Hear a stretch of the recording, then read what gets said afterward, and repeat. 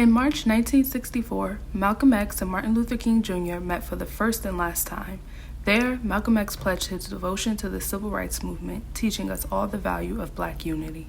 The ideological divide between Dr. King and Malcolm X led many to believe that a good relationship between the two wouldn't be possible. Malcolm's more militant approach contrasted with King's emphasis on nonviolence. The world pitted them against each other, but Malcolm had other ideas. The two attended a Senate hearing on legislation to end segregation in employment and on public property and spaces.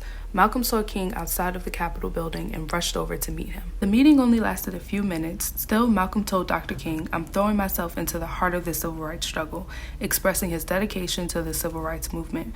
But why did he feel the need to pledge support?